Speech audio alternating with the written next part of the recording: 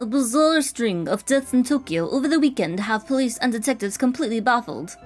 We have Chief Detective Fujikawa at the Tokyo Metropolitan Police Department in the studio today to discuss the events. I definitely did that voice wrong. According to eyewitness reports, a young woman plummeted to her death from an apartment building on Saturday morning. 2 other women suffered a similar fate in different locations late on Sunday night. Oh, so they all three worked? Police have not yet released information on the identities of the young women. Would you care to share your thoughts, Detective Fujikawa? We cannot rule out the possibility of homicide in these cases. Police recovered additional bodies at the site of each death. In each instance, a look-alike corpse matching the appearance of the victim was found. Oh my god, we didn't pick the bodies up after? Jesus. This cannot be mere coincidence. I know our I believe fingerprints that all a over that. single perpetrator is behind the deaths of all 3 women. Maybe? Leaving a look-alike corpse at the scene of each crime seems to be some sort of psychotic calling card. It's clear that the death of each victim was premeditated. In cases like these, the perpetrator is often looking to be caught, even if only subconsciously. It won't take long to track them down. Once forensic analysis reveals the identities of the look-alike corpses, we will be able to uncover how and where they were obtained. We will bring the perpetrator to justice. Police are urging citizens to be cautious in the coming weeks. If you see anyone behaving suspiciously, please call the following number. Damn, this shit's really starting to blow up. It's about time. 3 deaths in 1 weekend. Corpse Girl is on fire. She couldn't have done it without you. And Kojiro. So, thanks. I know those corpse deliveries yesterday were rather last minute. No problem. Had nothing better to do anyway. I've still got 1 victim ready to conquer, but My sister. I'm not sure when to go through with it. What's the issue? It's someone I know. So? Didn't bother you when we stuck it to that Emmy chick. This is a little different. It's my sister. Yo, hold up. You've got a sister? Mm-hmm. Yuriko. She's older than me. Shit. And like, someone requested her death through Corpse Girl's website?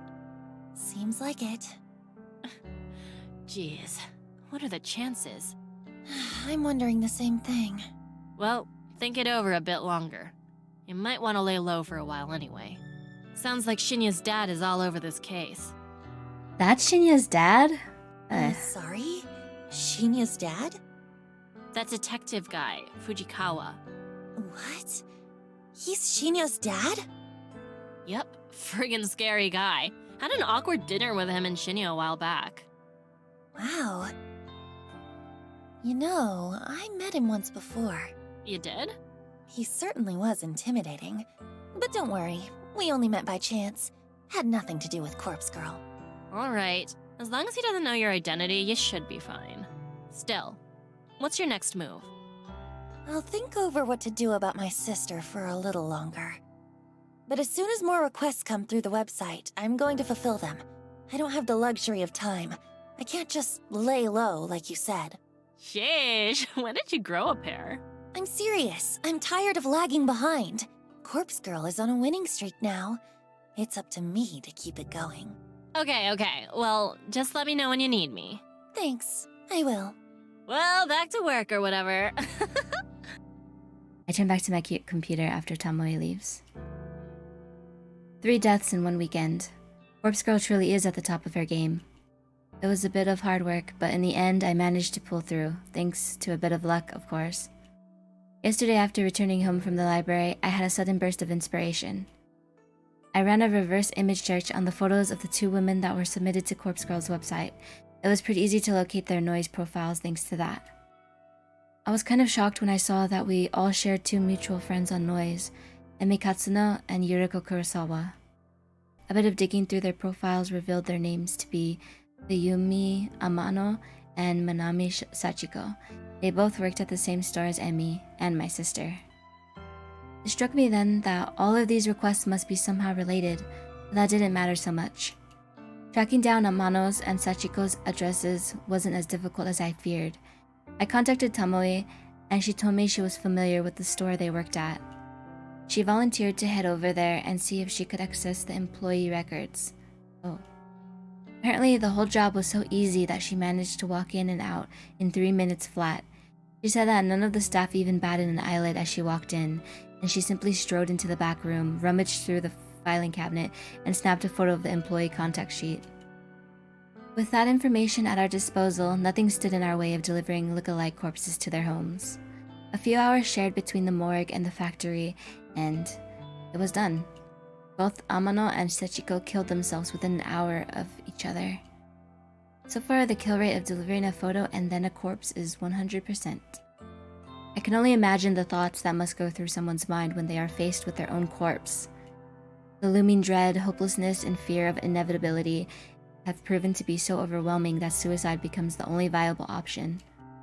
Because of this development, I finally ruled out the possibility of Corpse Girl's victims being murdered by some mysterious stranger. I only ever invented that theory due to the strange circumstances in which Ruri Hatsuno died. After all, she was hung from a scarecrow in an uncannily similar fashion to the corpse photo I invented for her. None of the other victims' deaths since then have made me truly suspect that another party could be involved. All of them have clearly been suicides, or in the case of Aichi Hanada, coincidental accidents. Otome Ida's death was an outlier since she was likely killed out of self-defense. I'm about 90% certain that Corpse Girl's power lies in the ability to convince victims to end their own lives. There's no third-party murderer acting on her behalf. And I've begun to suspect that the power I hold is no esoteric, arcane force. It's not some supernatural art. It's not witchcraft or sorcery, or some holy power bestowed upon me from on high. The power Corpse Girl holds is simple determination, grit, resolve. My will to end lives is what drives me to craft convincing corpse photos and deliver look-alike cadavers. That in itself is enough to act as the knife twisting in a victim's side. It's enough to compel those weak of heart and weak of mind to end their lives.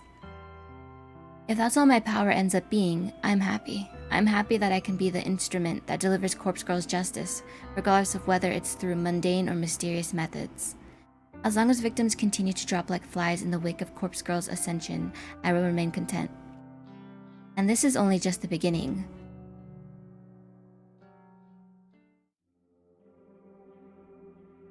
There are no new requests when I log into Corpse Girl's website this evening. I'm strangely okay with that. There's something I want to do before more requests come through anyway. I'm going to make some updates to the website, a few improvements that will considerably ease the workload placed upon Corpse Girl, Kojiro, and Tomoe. Add their address. In the website's admin settings, I add a couple of extra data fields to the front page. Instead of just asking for a photo and a phone number, the website now requires a victim's address to be provided. This will ensure we can successfully deliver a corpse for every request. In addition, the site now asks for the victim's name. I have always been hesitant about requesting this specific detail. I never wanted to know the names of the people Corpse Girl will kill. It creates familiarity, and I always used to worry that it would prevent me from going through with a request. But more than all of that, I fear that I would delve too deep into somebody's life. I fear that I would become too attached, too entranced by standing on the outside and looking in. Knowing someone's name would have allowed me to easily find victims online and go down the rabbit hole of spying on their private lives. My voyeuristic fetishes would have defeated me. I know myself, and I know that I would have become far too interested in a person to carry out their death. It's the same reason why I never reverse image searched a victim's photo before yesterday. Now that things are escalating, now that Corpse Girl needs a victim's address to ensure a kill, I have to get past all of that. I have to be strong for Corpse Girl. I'm somewhat relieved that the timing is suitable. After all, I haven't been as aroused as usual when stalking people online. I don't know if my libido is just low, or if I truly have become uninterested in such things. Either way, I believe I am able to cope with the burden of extra knowledge. Learning victims' names, addresses, all of that is going to work in Corpse Girl's favor. And I'm surely strong enough now to not give in to temptation and succumb to the scopophilia that has plagued my existence for years. After adding the victim's name and address fields to the website, I decide to add one final touch. There's a particular line of text that describes how the site works. I've always liked it. It says your victim will receive a photo of their own corpse shortly before they die. It's concise and it perfectly sums up the intention of the website. However, it needs to be updated to correctly apply to Corpse Girl's new modus operandi. I changed the line ever so slightly, just enough to make a difference. It now reads, "Your victim will receive their own corpse shortly before they die." Some people might think it doesn't make sense. They'll think that maybe it's a typo or written by someone not familiar with the language. But it is completely intentional. Now that I have made all the changes to the website, I click the Save button in the admin panel. The changes are reflected immediately on the front page of the site. Corpse Girl's new and approved request form is online. With that done, I need to simply sit back and wait for some new requests to pour in. And it shouldn't take long once I put my next plan into motion. Because I've finally figured out how my sister can be of use to me after all these years. She's going to help me become famous. Yurika Kurosawa's death will ensure that everybody in Japan knows the name Corpse Girl.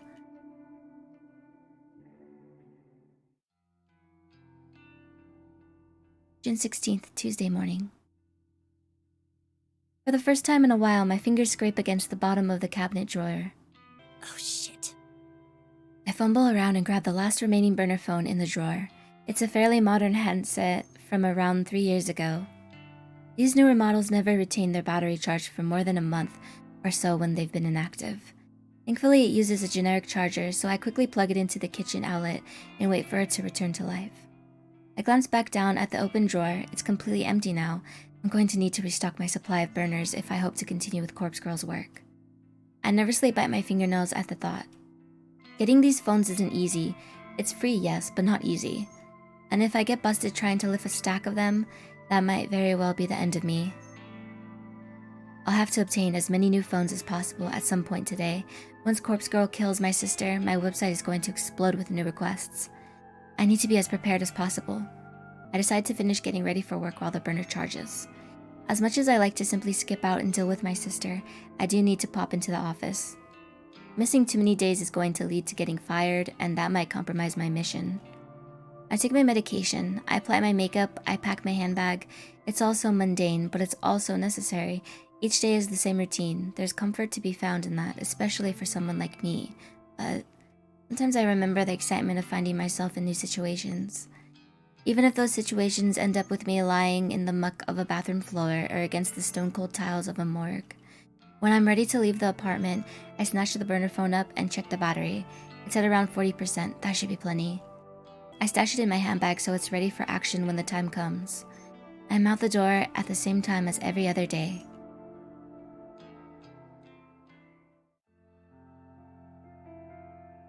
I find myself alone in the office well after the working day has ended. The entire floor is empty and silent. I shut down my computer and stretch my tense arms. I don't normally like staying back late, but sometimes it's necessary to get work done, and when I say work, I am of course referring to Corpse Girl's tasks. When I'm absolutely certain that everybody has gone home, I get out of my chair and wander listlessly around the office. It's kind of nice having the place to myself. It's like my apartment, only bigger and colder and without that terrible odor of mold that permeates the walls. I notice that quite a few of people tend to leave their belongings at their desks. Nothing too valuable, the occasional coat, hat, or pair of headphones. Should somebody of low moral character wish to steal them, there would be nothing stopping them. I'm personally not interested in any of that. I walk to the other side of the office floor and reach the seniors' cubicles. Even the seniors leave important things lying around.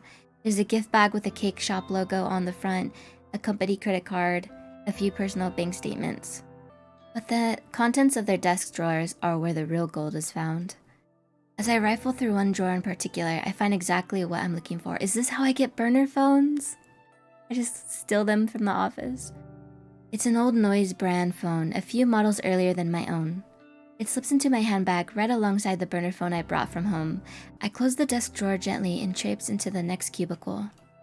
The top drawer here contains a flip phone, a familiar classic. It'll serve me well. Into the handbag it goes. One of the main problems I have with this company, with any company in fact, is the wasteful attitude of management. Executives, seniors, and even some junior staff are provided with company phones. Basically, if you're expected to make calls on the job, the company will issue a phone so that you don't have to use your own.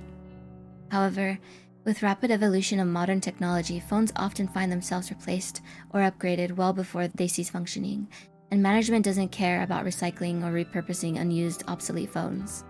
The devices simply drift to the bottom of drawers or storage cabinets destined to become forgotten within moments. Am I really doing the wrong thing by taking these phones off the company's hands? It's not like I'm stealing personal property from employees. I'm only taking what the company is likely to write off as a business expense. And this is a multi-billion yen company. Are they really going to miss the odd outdated device?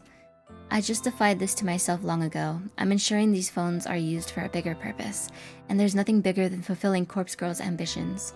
As I swipe the 4th or 5th phone, I hear the ding of the elevator from across the office. Uh-oh. Shit. Someone's here. I need to get away from the cubicles without being seen. I bet you it's Shinya. Noriko! Ah, Is it you? Oh, why'd that scare me? I must have ducked down a second too late because the voice identified me correctly. I scuttle forward on my knees just a little bit, so that I'm not so close to the cubicles. When I get to my feet, I'm halfway between the senior employees area and the juniors' open plan desks. Shinya? Shinya walks over from the elevator to greet me. Hi. You're here awfully late. He sure is cherry now that I murdered that bitch. What were you doing over there? That is, if you don't mind me asking. I dropped my contact lens. Oh. I lent my USB drive to one of the seniors earlier, and they didn't return it, so... Oh. Did you find it? Nope. Oh well. I'll ask about it tomorrow. I could help you look if you like. Seriously, it's okay. I'm about to head home anyway. What are you doing here? I left my wallet at my desk. Can you believe it? Luckily, I remembered before I took Tomoe out for dinner. Ow. I would have appeared to be quite the buffoon if I'd been unable to pay for our meal. Yeah, I suppose so. Hey, how are things anyway? Things with Tomoe are great. We are truly in Aw. love. Why is it so cute? Wow, okay, not exactly what I meant, but how are things here? I mean, what happened with Kotomi and... Ah, that whole kerfuffle. Can you believe Miss Ida is dead now? Is it wrong of me to say that I'm happy she's dead? Is that an awful thing to admit? Oh. I gently shake my head, but I don't interrupt his train of thought. It's so bizarre. Especially considering our relationship and how determined she was to end my career. It bothers me that Shinya is still referring to the conflict between himself and Kotomi as a relationship. But it would seem that she was the only one with animosity toward me. As such, the other executives said I'm welcome to work here as long as I like. In fact, they were even generous enough to give me a small salary raise. Wow! That's great, Shinya. I'm really happy for you. Thank you. It truly was a struggle there for a little while. Before my brain can even register what I'm saying, the following words tumble out of my mouth. Do you want to talk about it? Boy. Noriko, I know that I haven't been as open with you as I should have been. Maybe talking about it will help me put the whole thing behind me. I bite my tongue as I try to think of a way to back out of the situation. Oh. You know, if you're uncomfortable talking to me, maybe Tomoe can help? My objection is met with a smile. Looks like I'm in too deep now. Tomoe means well. She really does. But whenever I bring up the subject, she becomes visibly angry. Many a death threat against Miss Ida has been made aloud. I wouldn't be all too surprised if Tomoe was the one who killed her. There certainly is a motive there, after all. So you don't know who killed Kotomi? I don't even think the police know that much. Father showed me the photos of the crime scene. Chances are that whoever did kill her was also killed in return. Though, as abusive as she was toward me, I never took her as the type to instigate a mass murder. She was an angry person, yes, but that seemed to stem from a lack of fulfillment. That's what I assume, anyway. And I think that's the reason she made her advances on me. Shinya, I really am sorry. I'm so sorry that you had to go through such a traumatic experience. I thought I was going to lose everything. My job, my relationship, Miss Ida threatened to steal it all away from me. Just so she could experience some form of power, some small manner of pleasure. Why do people do those things, Noriko? What joy is there even to be found in... I take my time to consider my reply. I'm probably not the best person for him to be having this discussion with, but all things considered, it does seem to be helping him come to terms with things. Shinya, what you went through with Kotomi, what she did to you, that's not what it's about. She never had the right to put you through that. I hope that one day, when you're comfortable and feeling healthy, I hope that you can make some good memories with Tomoe. Yes. I hope so. Thank you, Noriko. Don't mention it. I don't know if my words were the right ones. What right do I have to talk about what he went through? I can only hope that I managed to bring him some sort of comfort. Well, I better grab my wallet and get going. Don't want to keep Tomoe waiting. Say, would you like to join us, Noriko? Are you hungry at all? Oh, I don't want to intrude on your romantic evening. It's no trouble, really. Somebody's gonna get so pissed. You're inviting some other girl to your Maybe date. next time. I have some things I need to do tonight. Okay, no problem. Ooh, I saved your ass. Saved your ass, Shinya. Well, see you later. Shinya takes off towards his desk. I breathe a sigh of relief as I hoist my handbag up from the ground, feeling the reassuring weight of my newly acquired burner phones. I enter the elevator and give a polite wave to Shinya as the doors close.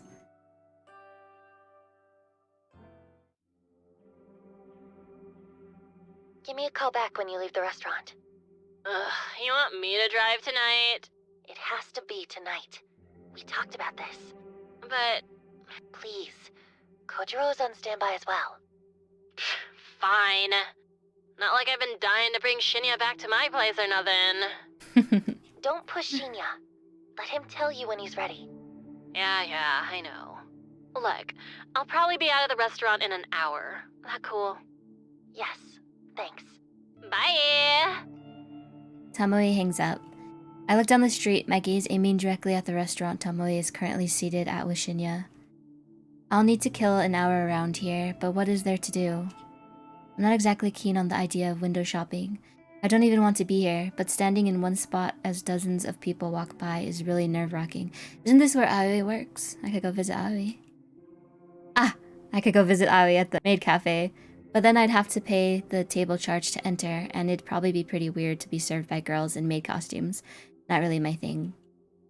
As I glance around, I notice a 24-hour manga cafe at the end of the street.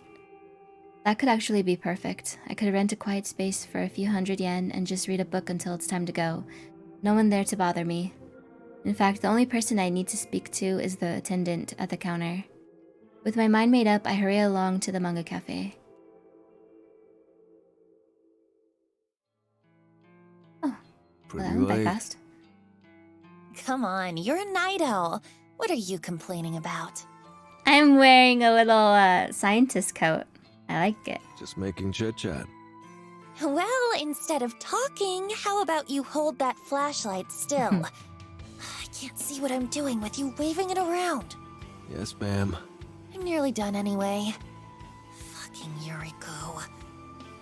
This wouldn't be so difficult if she didn't have different haircuts in every single photo on her profile. I'm just going to have to estimate the length of her hair for now. The corpse on the table in front of me looks like an uncanny clone of my sister. I snip away a little more hair from her fringe and then put the scissors aside. You two must be close. The opposite. Makeup's done! Thanks. Looks good. Tomoe beams as she puts the cap back on the lipstick in her hand. Oh no, I hope she's not using that lipstick after. I think we're done. Can you zip up the bag? I really need to wash my hands. You got it, boss. I step away from the corpse and plunge my hands into the ice-cold bucket of water on the factory floor. I have to admit that we've become pretty good at this whole thing. In just a week or so, we've managed to refine our art and synchronize our duties. Okay, load her in the van. I'm going to send the corpse photo now. You sure about this? You think she's gonna be awake this time of night? I'm positive. This is the best time to do it. According to our noise feed, Yuriko Kurosawa is currently attending a massive party, I'm sure the venue will be packed to the brim with her scumbag friends. She's been posting about it for days. It wasn't hard for me to find out all the information I needed since whoever organized the party posted it as a public event. Yuriko was about to receive a photo of her own corpse. And in less than an hour's time, she's going to receive her carbon copy corpse in a body bag in front of at least 100 people. Oof. So this is what she meant by everybody was gonna know that she was gonna make her famous. The mass panic that will break out is sure to be hilarious. I don't want to miss it, and I don't want to miss my sister's final moments. Maybe she'll kill herself in front of her closest friends. Or maybe the terror will slowly eat away at her and she'll go home first before deciding she just can't take it anymore. I'm happy with either result. She's finally going to get what she deserves. I hate her so much. She's a low-life degenerate, a delinquent, the utter scum of the earth. And she never calls me. I doubt she remembers I even exist. Ready to go? I snap out of my thoughts and look at the phone that I've been subconsciously holding in my feeble grip. It's the burner I picked up from home earlier this morning. Yuriko's corpse photo is glowing on the screen, ready to be launched into the network. I hit send. Okay.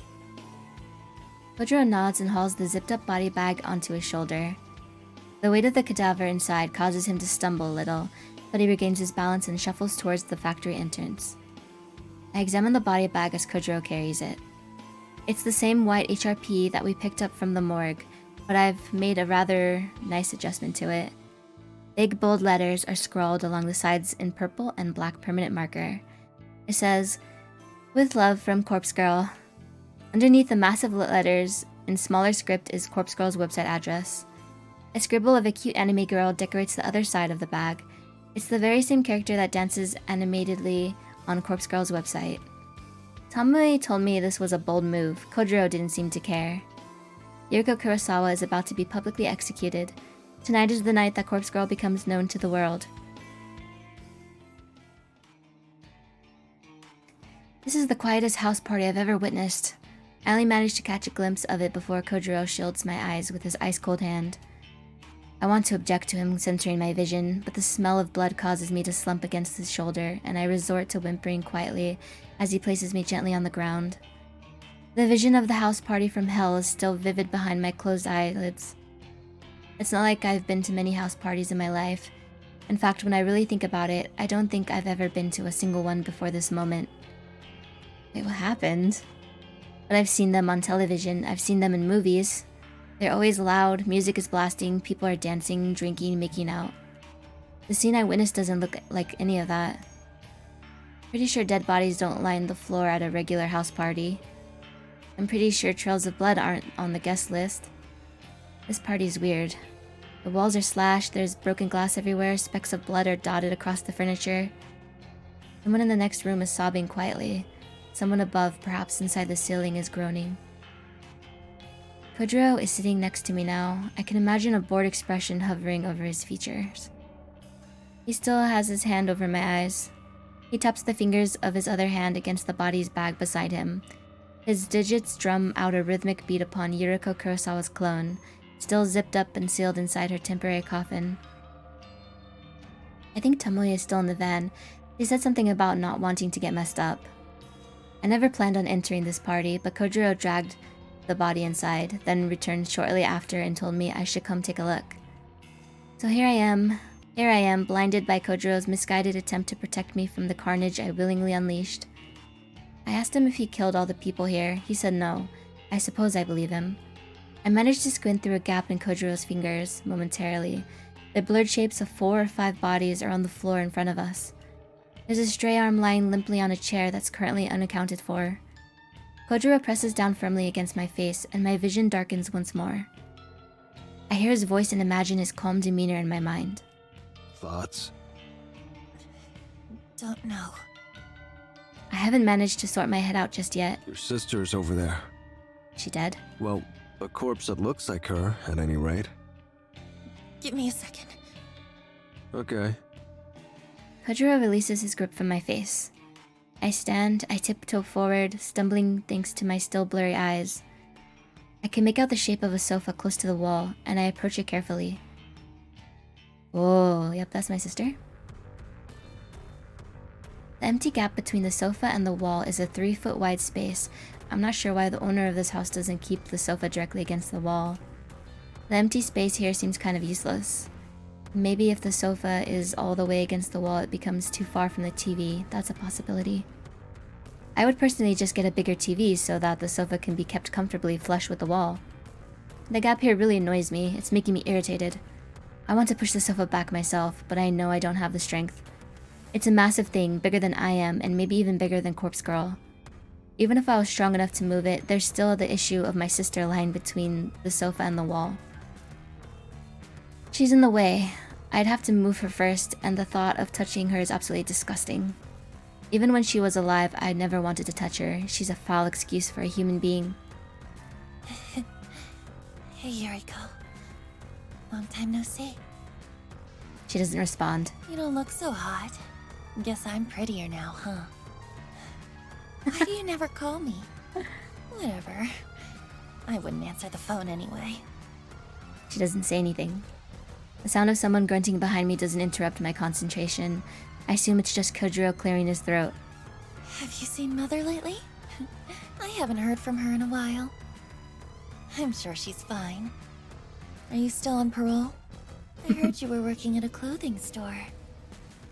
Yeah, I'm fine. I'm working for Temujin at the moment. Yuriko nods. It's okay. There are worse jobs, I'm sure. How did you get that cut across your throat? Does it hurt? I reach forward and slip my fingers into Yuriko's gashed throat. When I remove them, I frown at the red blood dripping down into the gaps between my knuckles. That's disgusting. Remember when you bandaged me up after I busted my knee? You said Mother would be mad if she found out that you hurt me. So you tried your best to fix me up before she got home. She found out, though. I think she's going to find out about this, too. There's no way you can keep this from her, Yu. Yuriko smiles gently. I wipe the blood onto my shirt. Oh? Him? That's Kojiro. He's a friend. No, there's nothing between us. I hear the grunt from behind once more. I know. You're actually nicer than I remember. Why couldn't you ever be this nice when we were kids? If you'd been this nice to me, then maybe I wouldn't have spent my entire teenage life wishing you would drop dead. Oh, I guess my wishes came true after all. Yuriko laughs along with me. It doesn't sound like the laugh I remember. It's more like a gurgle, like she has something caught in her throat. Oh, she's still alive? A trickle of blood pours from between her lips, and she coughs. Oh, do you need a tissue? She's alive! Here. I unzip my handbag and retrieve a tissue, then hand it to Yuriko. She tilts her head and sprays the rest of the blood from her mouth. Fuck you, Noriko. Okay. I gotta go. Say hi to Father for me, okay? Oh, I have a feeling she's gonna live. I leave Yuriko behind, and I'm gonna get caught because she's gonna tell on me. After making my way out of the cursed house, I find Kojiro waiting by the van. Tomoe has shut herself inside and rolled up all the windows. I think we're done here. Okay, We should have finished the job. leave this here? He lazily indicates the body bag on the ground. Yeah, I guess so. We didn't need it after all. Guess not. Kojiro slaps his broad hands across his trousers. Dusting them off, he cocks his neck to the side and stretches his limbs. I make an attempt to reach for the van's door, but Kojiro stops me. Not curious about what happened? Only a little. She's dead, though. Or dying. That's all that matters. Oh, actually, give me 1 second. I quickly dart back inside the house.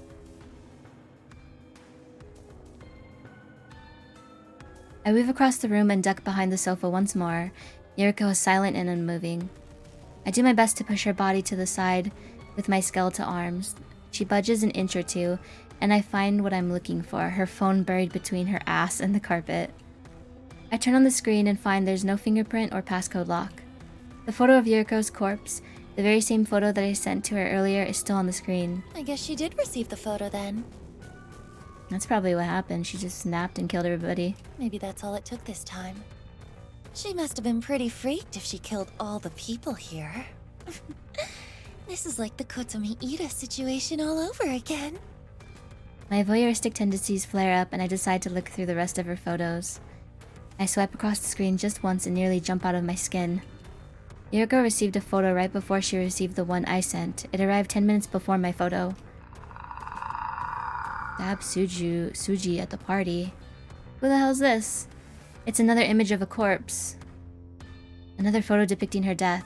But it's completely different than the one I crafted. What the fuck? Someone else sent Yuriko Kurosawa a photo of her own corpse only 10 minutes before I did. Yuriko received the corpse photo from somebody else.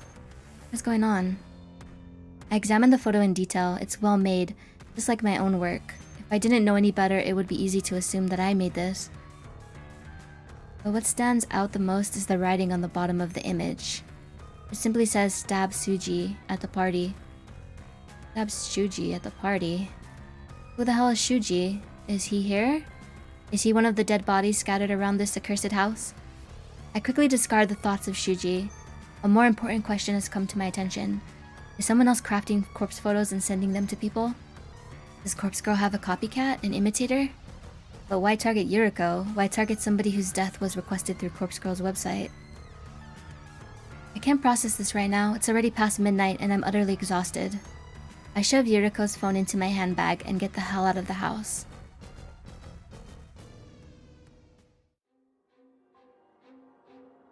June 17th, Wednesday morning.